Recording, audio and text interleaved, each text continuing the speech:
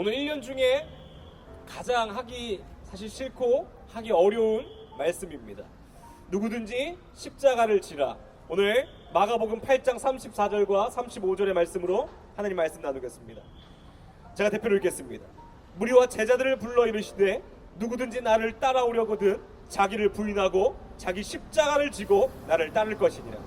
누구든지 자기 목숨을 구원하고자 하면 잃을 것이요 누구든지 나와 복음을 위하여 자기 목숨을 잃으면 구원하리라. 오늘 누구든지 십자가를 지라라는 말씀으로 하나님 말씀을 나누겠습니다. 여러분, 교회를 다니는 사람이라면요, 사실 십자가가 굉장히 익숙합니다. 그런데 이러한 질문은 우리에게 익숙하지 않습니다. 당신은 십자가를 바라보는 삶입니까? 아니면 십자가를 지고 가는 삶입니까? 우리 모두는 십자가를 바라보며 신앙생활을 합니다. 근데 당신 십자가를 지는 신앙생활 하십니까? 라고 한다면 사실 우리의 마음은 굉장히 무거워집니다. 어떠한 한 선교사님께서요, 정말 오지에 가서 열심히 선교를 하셨다고 합니다. 근데 어느 날 이 손가락 하나를 다친 거예요. 여러분 아시다시피 선교 가면 그렇게 의료시설이 좋지 않습니다. 그래서 간단하게 치료를 하고 계속 선교 활동을 하셨다는 거예요. 근데 아무래도 이 손가락이 점점 붓고 낫지 않았다고 합니다.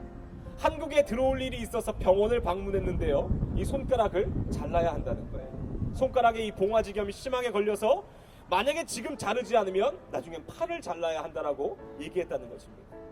그때 선교사님이요, 마음 가운데 원망이 너무 많이 찾아왔대요. 하나님, 내가 다른 일 한 것도 아니고 선교하고 하나님 위해 살다가 이 손가락 하나 고쳐주시지 않으십니까? 저 너무 원망스럽고 서럽습니다 라고 하나님께 원망했다는 거예요. 근데 하나님께서요, 그러한 선교사님 마음 가운데 이렇게 질문하셨대요. 너 정말 나만을 위해서 선교했니?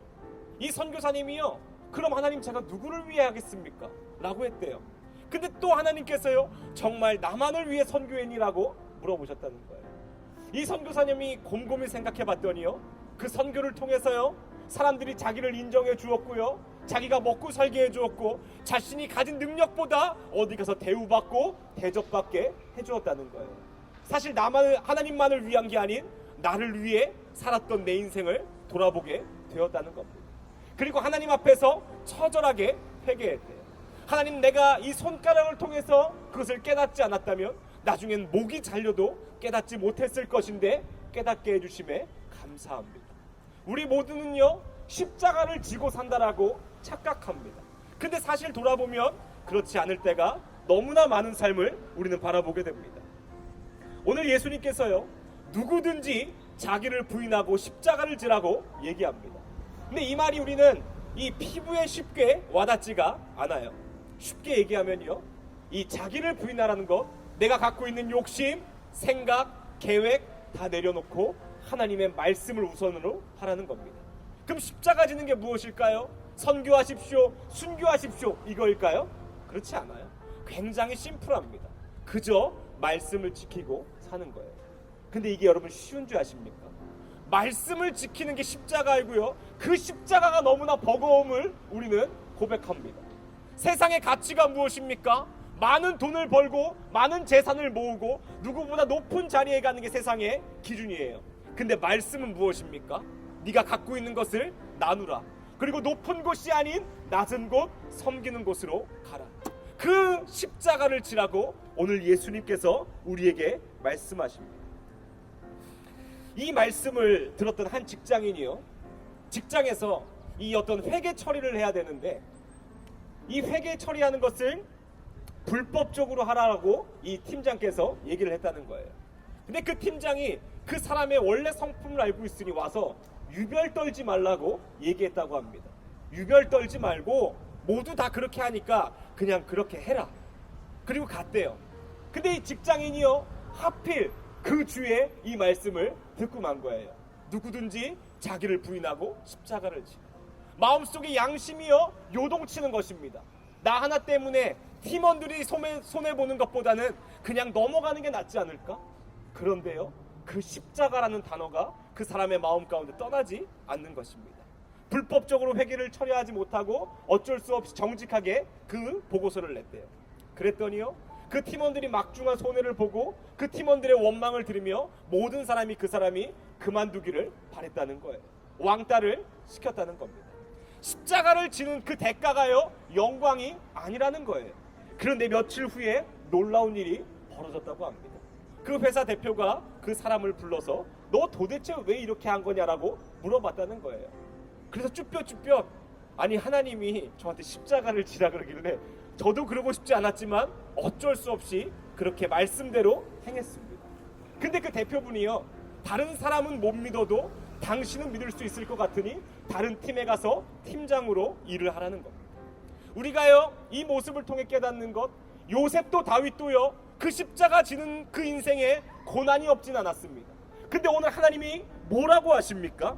누구든지 자기 목숨을 구원하고자 자기 욕심대로 살면 잃을 것이요, 누구든지 나와 복음을 위하여 자기 목숨을 잃으면 구원하리라. 이 말씀을 믿고 사는 것이 십자가임을 기억하시기를 바랍니다. 마가복음 8장에 이렇게 얘기합니다.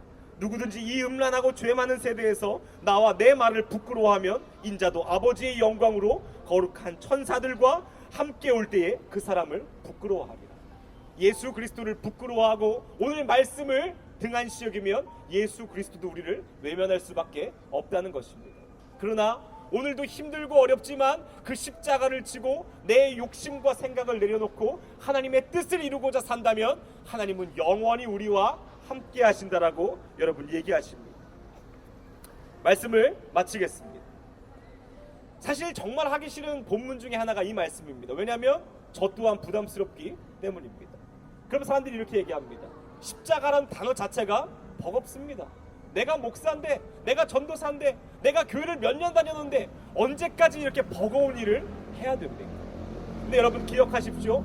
내가 짊어지고 갔던 십자가가 나를 버겁게 한 것이 아니고 그 십자가가 나를 지켰다는 것을 기억하시기를 바랍니다.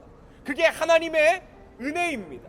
그리고 우리가 그렇게 살아갈 수 있음은 누군가가 나를 위하여 그 십자가를 지었고 눈물을 흘렸고 피를 흘렸기 때문에 우리가 그 은혜를 받고 살아갈 수 있었던 것입니다. 그러니 우리도 예수님처럼 십자가 지는 진짜 그리스도인 되기를 간절히 소망합니다. 우리 같이 한번 기도하겠습니다. 아마 이 오늘 말씀 가운데 사실 양심이 찔리지 않을 사람이 없을 것입니다. 직장 가운데요, 가정 가운데, 내 인생 가운데 오늘 하나님께서 내 마음에 만지시는 것이 있다면 여러분 내려놓으라고 말씀하시는 거예요. 단호하게 말씀하십니다. 누구든지 십자가를 지라. 그러나 하나님께서 그를 구원할 거라고 말씀하십니다. 세상에 기대어 사는 게 아닌 말씀에 기대어 사는 우리가 되기를 원합니다. 우리 같이 한번 기도하겠습니다. 하나님 감사합니다.